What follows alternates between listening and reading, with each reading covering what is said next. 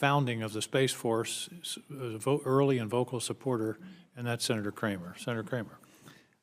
Thank you, Mr. Chairman, Ranking Member, and General, good to see you again. I don't think you were lecturing Senator Kelly at all. He asked you the easiest question he could, and you answered it brilliantly. And I think the issue of redundancy as a tool, it sort of answers Senator Rosen's question in terms of how you secure them, as well as how well they work as a kill web, if you will, versus a kill chain. So I didn't think you were. I thought it was brilliant. I also think you're too humble. You brag about the Guardians, but let's face it, you seem to be the employer of choice in the service. You have that luxury, and it's because I think of the mission. I think because it's an important mission that particularly younger people realize, and they're attracted to it, and it gets to stretch them. And so my hope, Jackie, is that the Space Force is so cool it just automatically creates more STEM students because they all want to be part of the next big thing.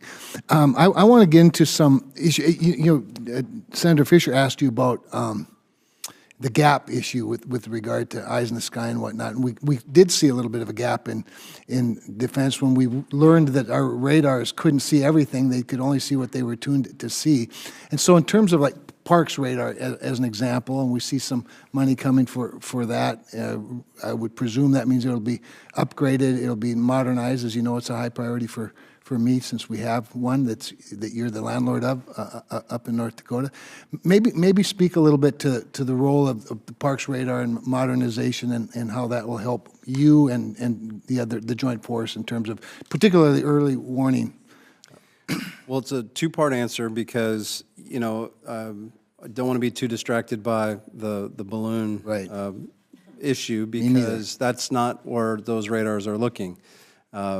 It's you could easily build radars that would look in that area, but that's not our mission.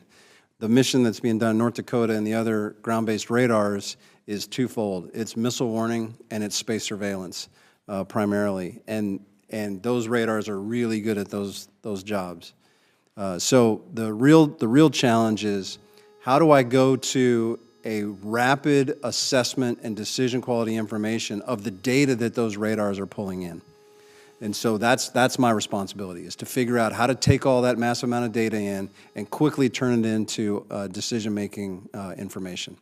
So we've got some work to do there, but it's more associated with the latency of the data than I can tell you where something was, but I can't tell you where it is precisely at that moment, and we're getting better and better at that.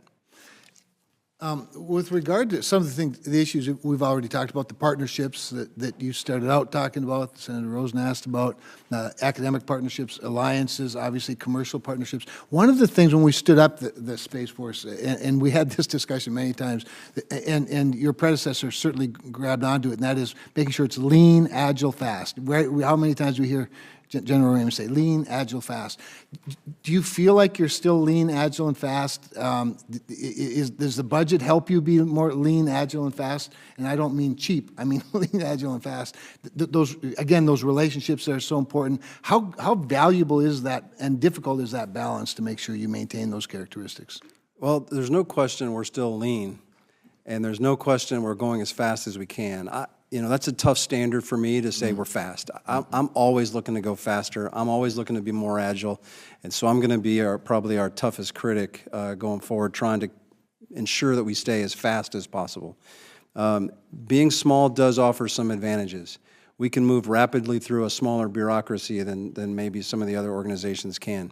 But it also comes with, that means there's fewer eyes on ideas. That means there's fewer opportunities to catch mistakes. That means there's fewer opportunities.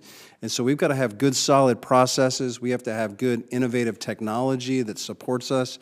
And so there's no question we're still lean, and now we're trying to become optimized based on that size to make sure that we're still producing high-quality capabilities for a high-quality workforce. Well, that's a great point, because the bureaucracy can gobble you up and slow you down as well. So we like oversight. We're all about that, but we want you to be as agile as you need to be too, to keep up with at the speed of China, as I like to say, which is really important. One last thing, I just want to make sure that you're getting the type of the right policies that don't restrict your offensive abilities. We've heard a lot about that. You've spoken to it at some points. Again, whether it's the budget or the administration or, you know, up chain of command, do you feel like you have the right policies in place to both protect and attack if necessary? I can assure you there are no policies that prevent us from exploring a full spectrum of operations.